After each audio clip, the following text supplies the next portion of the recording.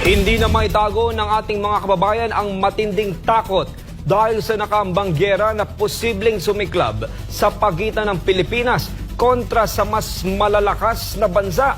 Panawagan nga ng grupo, kung hindi ito kayang solusyonan ng kasalukuyang administrasyon, ay mainam na magbitiw na lang sa pwesto si Pangulong Marcos. Si Almar Forzuelo sa report.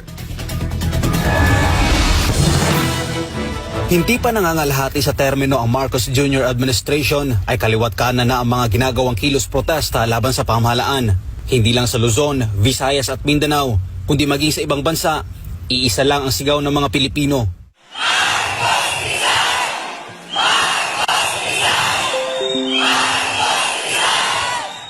Ilang araw lang matapos ang ginawang National Day of Protest nitong 30 ng Hunyo na dinaluhan ng libo-libong Pilipino sa buong mundo, heto at muling nagtipon ang ilan sa ating mga kababayan para ipanawagan ang pagbaba sa pwesto ni Bongbong Marcos. Daan-daang volunteers ng mamamayan ayaw ng digmaan at Marcos Alis Dyan Movement ang nagkaisa para iparating sa pamahalaan ang kanilang mga hinaing. Tatlo ang branches ng gobyerno natin, executive, legislative, saka judiciary. Anong ginawa ninyo ngayon? Anong ginawa ninyo sa bansang ito? Bakit hindi kayo manindigan para sa taong bayan, lalo na sa banta ng giyera na tayong lahat ay mamamatay? Ayon kay dating Department of Energy, Undersecretary Ben Ranque, kaya nila binuo ang Marcos Alis Dyan Movement ay dahil punong-puno na sila sa pagiging mahina at kawalang resulta sa pamamalakad ng mga nasa kapangyarihan ngayon. Kaya kinasa namin itong Marcos Alis Dyan kasi wala na kaming magawa. Enough is enough. We have had trouble. Enough for the trouble. Marami ng kaguluhan. Mataas na ang kagutuman. Bumalik ang druga. Bumalik ang criminality. Bigas saan? Ang 20 pesos mo. Di ba? Nag-iisip ka ba? Para naman sa dating Philippine diplomat at political analyst na si Adolfo Paglinawan, nanganganib ngayon ang ating bansa dahil sa presensya ng mga Amerikano. Punta tayo mula noong 2001, 2003. Nagpunta sila sa Iraq, ginera nila Iraq. Nagpunta sila sa Afghanistan, ginera nila Afghanistan. Punta sila sa Syria, sa Libya. At ngayon nasa Ukraine na sila. Nako, mga kabansa, lahat ho ng binanggit ko, wasak-wasak. Wasak-wasak na bansa. At ngayon, may masama akong balita sa inyo. Nandito na sila sa Pilipinas. Tayo na ho ang susunod na wawasakin. Anya dahil sa inilatag na missile system ng mga kano dito sa Pilipinas, ay nailagay na tayo ngayon sa mapa ng nuclear system ng mga malalakas na bansa na anumang oras ay pwedeng ihulog dito sa Pilipinas. Pag huyan, nalaman nila na yung sistema na yan, kinargahan nila ng Tomahawk, pwede na ho tayong tirahin. Ano nangyari ngayon?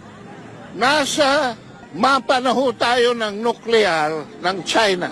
Nasa mapa na tayo ng nuclear ng Russia. Nasa mapa na tayo ng nuclear ng North Korea. Kaya ito ang rason ng grupo kung bakit sila nagsagawa ng kilos protesta. Ang Amerikano, same time kaibigan natin.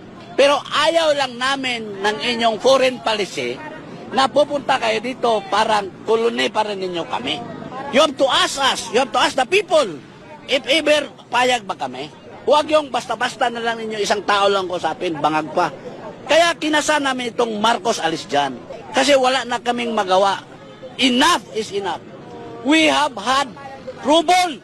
Kaugnay nito may panawagan ng ating mga kapatid ng Muslim at mga kababayang OFW kay Bongbong Marcos.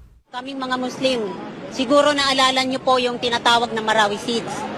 Sa aming mga Muslim, ayaw na namin maulit ang nangyari sa Marawi na talaga namang walang humpay ang putukan dyan. So kaming mga Muslim, kaya po kami nandito para po iparating na ayaw na namin maulit ang nangyari nung nakaraan. Mahal na Pangulo, tandaan mo ang sinabi mo noong nangangampanya ka. Ang pangarap mo ay pangarap ng mga Pilipino. Bangag ka ba ng sinabi mo yon? Kasi walang Pilipino na naghahangad ng digmaan. Walang Pilipinong naghahangad ng panganib para sa kanilang pamilya. Ngayon po kay General Browner po, tignan nyo ang kalagayan ng Pilipinas. Hindi po kami handa sa kahit anong gulo. Para sa Diyos sa Pilipinas kung mahal, Almar Forzuelo, SMNI News.